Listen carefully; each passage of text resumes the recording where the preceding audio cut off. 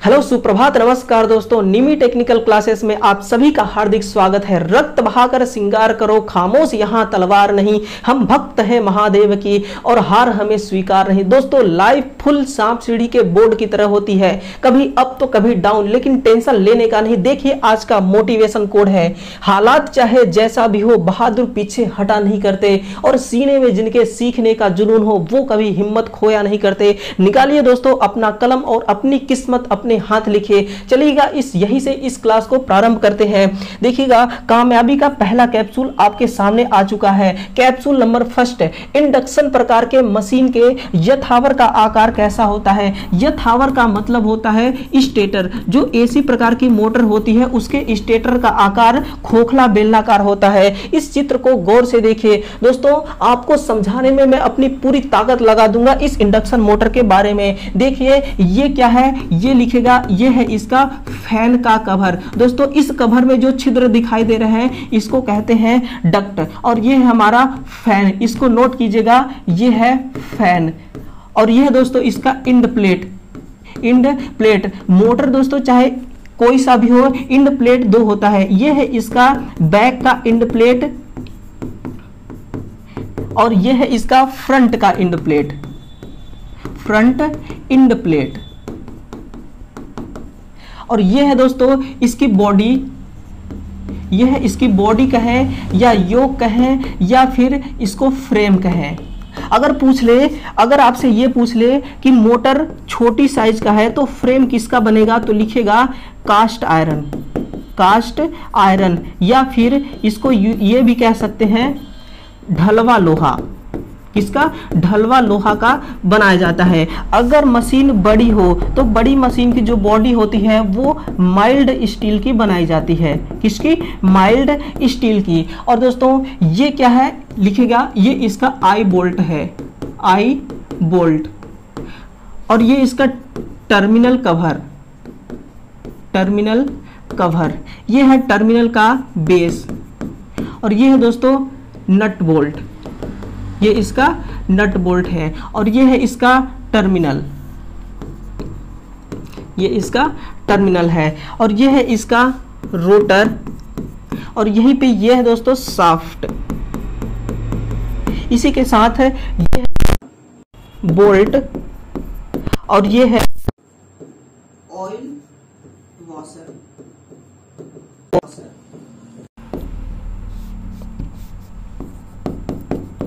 ये है दोस्तों इसका टोटल डिटेल्स है। ये क्या है तो लिखेगा फाउंडेशन, ये फाउंडेशन है इसका। और ये है दोस्तों वाइंडिंग, ये है इसका वाइंडिंग, या फिर इसको क्वाइल कह सकते हैं। तो इस प्रकार से पूरा इसके हर एक पार्ट का नाम आपके सामने है। देख लीजिए, स्क्रीनशॉट ले लीजिए, अपने नोटबुक में उतार लीजिए, अपने दिल में उतार लीजिए, जो आपको अच्छा लगे वो करिए। चलिएगा नेक्स्ट क्वेश्चन है, निम्नलिखित विकल्पों को ध्यान पूर्वक देखें। फेजों के अनुसार ट्रांसफार्मर को कितने श्रेणी में विभाजित किया गया है। हमसे पूछा गया है फेजों के अनुसार। तो अगर आपसे पूछे फेज के अनुसार तो लिखेगा फेज के अनुसार। फेज के अनुसार ट्रांसफार्मर दो प्रकार के होते हैं, सिंगल फेज और थ्री फेज। अगर आपसे व्यवसायिक के आधार पर पूछे, व्यवसायिक के अनुसार तो लिखेगा पावर ट्रांसफार्मर, पावर ट्रांसफार्मर और डिस्ट्रीब्यूशन ट्रांसफार्मर, डिस्ट्रीब्यूशन ट्रांसफार्मर। अगर आपसे पूछे आउटपुट क्षमता के आधार पर, आउटपुट क्षमता के आधार पर कितने प्रकार के होते हैं तो लिखेगा आउटपुट क्षमता के आधार पर सेल प्रकार का ट्रांसफार्मर, कोर प्रकार का ट्रांसफार्मर और बैरी प्रकार का ट्रांसफार्मर। अगर आपसे पूछे आउटपुट वोल्टता के आधार पर, आउटपुट वोल्टता के आधार पर ट्रांसफार्मर कितने प्रकार के होते हैं तो लिखेगा उच्चायक और अपचायक। अगर पूछे स्थापना के आधार पर, स्थापना के आधार पर, तो लिखेगा इनडोर ट्रांसफार्मर और आउटडोर ट्रांसफार्मर। दोस्तों ये टोटल डिटेल्स आपके सामने है, यानी कि निम्नलिखित विकल्पों को ध्यान से देखें। फेजों के अनुसार ट्रांसफार्मर को कितने श्रेणी में विभाजित किया गया है, 1 फेज और 3 फेज, यानी कि ऑप्शन नंबर जो ई है वो इसका करेक्ट होने वाला है, सी और ई इसका राइट आंसर होगा। नेक्स्ट क्वेश्चन है, अधिक पावर वाले अल्टरनेटर को शीतलित करने के लिए किस पदार्थ का इस्तेमाल किया जाता है, लिखेगा उसको हम हाइड्रोजन कहते हैं। दोस्तों ये जो हाइड्रोजन है ना, हाइड्रोजन के द्वारा हम अधिक से अधिक किलोवाट वाले, अधिक से अधिक क्षमता वाले अल्टरनेटर को कूलिंग करते हैं। अगर पूछ दे कि अधिक से अधिक क्षमता वाले अल्टरनेटर का नाम बताइए तो लिखेगा टर्बो अल्टरनेटर, टर्बो अल्टरनेटर लिखेगा। दोस्तों इसको जो कूलिंग है ना, इसका जो कूलिंग है वो हाइड्रोजन के द्वारा किया जाता है। हाइड्रोजन, जब हमारा अल्टरनेटर हाई पावर के साथ कनेक्ट होता है, हाई लोड के साथ कनेक्ट होता है, उस वक्त इस अल्टरनेटर की जो कॉइल होती है ना, वो लोड बढ़ने के कारण कॉइल की भी टेम्परेचर, कॉइल का तापमान बहुत अधिक हो जाता है। उस तापमान को हमें कम करना होता है इस हाइड्रोजन की मदद से। अगला कैप्सूल है, घूमता हुआ कॉइल प्रकार उपकरण में डैंपिंग को कैसे कम किया जा सकता है। दोस्तों घूमता हुआ कॉइल का मतलब होता है PMMC। दोस्तों परमानेंट मैग्नेट मूविंग कॉइल प्रकार का जो उपकरण है उसकी डैंपिंग को कैसे कम किया जा सकता है, लिखेगा जो डैंपिंग होती है ना, इस डैंपिंग का मतलब क्या होता है, रोकना। क्या होता है, रोकना, यानी कि जो कॉइल घूम रही है उसको कैसे रोका जा सकता है या फिर उसकी स्पीड को कैसे कम किया जा सकता है। तो जब बात दोस्तों PMMC मीटर के बारे में हो तो लिखिएगा डैंपिंग को भंवर धारा के द्वारा कम किया जा सकता है। अगर मीटर MI प्रकार का हो तो लिखिएगा वायु द्वारा, किसके द्वारा, वायु द्वारा डैंपिंग को कम किया जा सकता है। इसका जो करेक्ट आंसर है ऑप्शन नंबर डी होगा। अगला दोस्तों, प्रतिकर्षण मोटर के आंतरिक भाग में लगे कार्बन ब्रश को आपस में कैसे संयोजित किया जाता है, जंपर तार या फिर जंफर तार, नोट जंफर तार, एस जंपर तार। यानी कि दोस्तों ये कंफ्यूजन आपको एग्जाम में देखने को मिल सकता है, जंपर तार इसका करेक्ट आंसर होगा। इस चित्र को आप गौर से देखिए, ये है दोस्तों, यह है रिलक्टेंस मोटर का चित्र, रिलक्टेंस मोटर या फिर प्रतिकर्षण मोटर, प्रतिकर्षण मोटर। इस मोटर को आप ध्यान से देखिए, इस मोटर के अंदर का ये पार्ट है, ठीक है, इसके अंदर का ये पार्ट है। अगर पूछ दे ये क्या है तो लिखेगा ये इसका स्टेटर है, ये इसका स्टेटर है, और ये है दोस्तों इसका रोटर। यहां पे देख रहे हैं आप दो कार्बन के दो ब्रश लगे हुए हैं, पहला ब्रश और दूसरा ब्रश। इस ब्रश को एक जंपर तार की मदद से जोड़ा गया है, जंपर तार। अगर पूछे क्यों जोड़ा गया है तो लिखिएगा जो इसका रोटर की वाइंडिंग है ना, उस वाइंडिंग को शॉर्ट करने के लिए, क्या वाइंडिंग को शॉर्ट करने के लिए, या फिर लिख दीजिएगा आप कि जो रोटर की परिपथ है, रोटर का सर्किट को कंप्लीट करने के लिए इस जंपर तार की मदद से रोटर की सर्किट को कंप्लीट किया जाता है ना। तो इसका जो करेक्ट आंसर होगा जंपर तार, इसका करेक्ट आंसर हो जाएगा। अब देखिएगा अगला क्वेश्चन आपके सामने आ चुका है, भारतीय विद्युत प्रणाली किस अधिनियम, क्या भारतीय विद्युत प्रणाली किस अधिनियम के तहत कराया जाता है।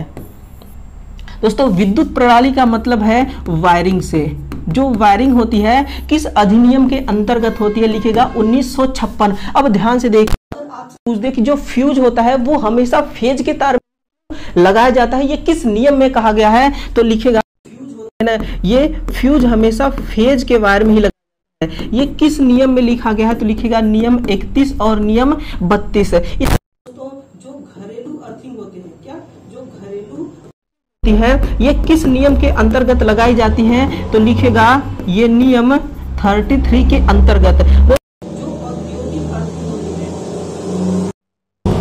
औद्योगिक अर्थिंग होती है ये किस नियम के अंतर्गत लगाई जाती है, लिखेगा ये 61 इसके अलावा दोस्तों जो ओवरहेड की ट्रांसमिशन लाइन होती है, ओवरहेड की ट्रांसमिशन लाइन, इसमें जो अर्थिंग होती है ये किस नियम के अंतर्गत लगाई जाती है? लिखेगा 99, नियम 99 के अंतर्गत। और दोस्तों इसके अलावा लिखेगा जो खतरे की सुरक्षा होती है, लिखेगा जो खतरे की सुरक्षा का संकेत देना, ये किस नियम के अंतर्गत आता है? लिखेगा ये नियम 35 के अंतर्गत आता है। लेकिन जो इसका करेक्ट आंसर है वो होगा नियम अधिनियम 1956। इसके अलावा नेक्स्ट क्वेश्चन है, निम्नलिखित में से परिपथ का सबसे कमजोर हिस्सा कौन सा होता है? अब ध्यान से देखिएगा, मैं एक सर्किट बना रहा हूं दोस्तों। ये है हमारा एक लैंप, यहां पे लगा हुआ है सीलिंग फैन, और ये है हमारी हीटर की कॉइल, और यहां पे लगा हुआ है फ्यूज, ये हमारा फ्यूज। अब इस सर्किट को कंप्लीट करने के लिए मुझे एक वायर की आवश्यकता होगी। देखिएगा ये हमारी सर्किट एक फेज वायर के द्वारा कंप्लीट हो रही है। यहां से दोस्तों ये है न्यूट्रल की वायर, ये हमारी न्यूट्रल की वायर, ये है फेज और ये है न्यूट्रल। यानी कि इस सर्किट का दोस्तों जो करंट फिक्स है वो 5 एम्पियर है। अगर 5 एम्पियर से अधिक करंट आता है तो कुछ समय के लिए ये लैंप झेल सकती है, कुछ चंद सेकंड के लिए ही। और दोस्तों ये सीलिंग फैन भी झेल सकती है, हीटर की कॉइल भी झेल सकती है। लेकिन यहाँ पे ये जो फ्यूज लगी है ना दोस्तों, ये फ्यूज बिल्कुल 1 सेकंड भी इसको नहीं झेल पाएगी, इसलिए ये सर्किट का सबसे कमजोर हिस्सा माना जाता है। ऑप्शन ए इसका करेक्ट आंसर होगा। अगला क्वेश्चन है, कॉन्टेक्ट पॉइंट के आधार पर लिमिट स्विच को कितने वर्गों में अलग किया गया है? इस चित्र को देखिएगा दोस्तों, यह है लिमिट स्विच का चित्र। अगर आपसे पूछे कि ये क्या है, लिखेगा ये इसका लीवर है, ये इसका लीवर है, और ये है दोस्तों इसका एनसी पॉइंट। एनसी पॉइंट बोले तो नॉर्मली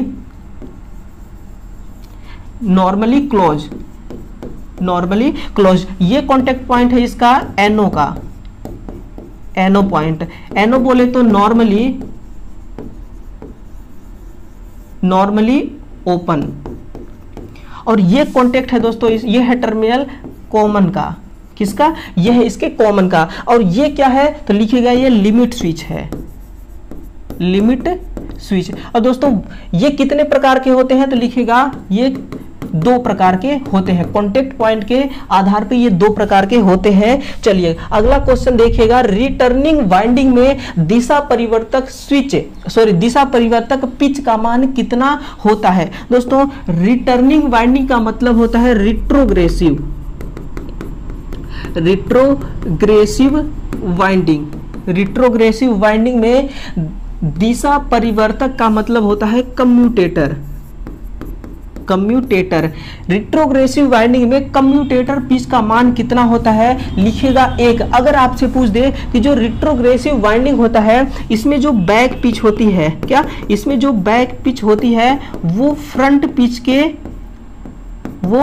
पिच से कैसा होता है? लिखिएगा बैक पिच इसमें छोटी होती है और फ्रंट पिच बड़ी होती है। अगर इसी के साथ में लिखिएगा प्रोग्रेसिव वाइंडिंग में जो बैक पिच होती है ना, ये बैक पिच बड़ी होती है फ्रंट पिच से। किससे? बैक पिच बड़ी होती है फ्रंट पिच से। ऑप्शन नंबर ए इसका करेक्ट हो जाएगा। अगला देखिए क्वेश्चन नंबर 110, पेन स्टॉक को हानि रहित कौन बनाता है? वो हानि रहित दोस्तों सर्ज टैंक बनाता है, यानी कि सर्ज टैंक एक सेफ्टी के हिसाब से काम करता है। इस चित्र को आप ध्यान से देखिए, ये किसका चित्र है दोस्तों? देखिएगा ये हाइड्रो पावर प्लांट का है, हाइड्रो पावर प्लांट का यह चित्र है दोस्तों। अगर किसी इमरजेंसी कारणवश इस टरबाइन को हमें रोकना है तो यहां पे एक लगी होती है स्लाइस गेट। नोट कीजिएगा स्लाइस गेट, यहां पे लगी होती है स्लाइस गेट। ये स्लाइस गेट इमरजेंसी के वक्त यहां से जो हाई प्रेशर के साथ पानी आ रही है उस पानी को दोस्तों रोकने का काम ये स्लाइस गेट करता है। मान लीजिए इमरजेंसी के वक्त इस टरबाइन को बंद करना है, इससे पहले हमें इस हाई प्रेशर वाले पानी को हमें रोकने के लिए इस गेट को ऑफ करना होगा। जैसे ही गेट ऑफ होती है टरबाइन तो हमारी बंद हो जाती है। लेकिन दोस्तों ये जो पेन स्टॉक है ना, पेन स्टॉक एक पाइप होता है, हाई प्रेशर से आता हुआ पानी पूरे इस पेन स्टॉक पाइप में इकट्ठा हो जाता है। इतना हाई प्रेशर होने के कारण ये पेन स्टॉक पाइप फट सकता है। इसके लिए यहां पे लगा होता है सर्ज टैंक। ये सर्ज टैंक क्या करता है, इस पानी को, इस पेन स्टॉक वाले पानी को, कुछ पानी का कुछ हिस्सा अपने सर्ज टैंक में इकट्ठा कर लेता है, जिससे कि ये प्रेशर, जो पानी का प्रेशर होता है,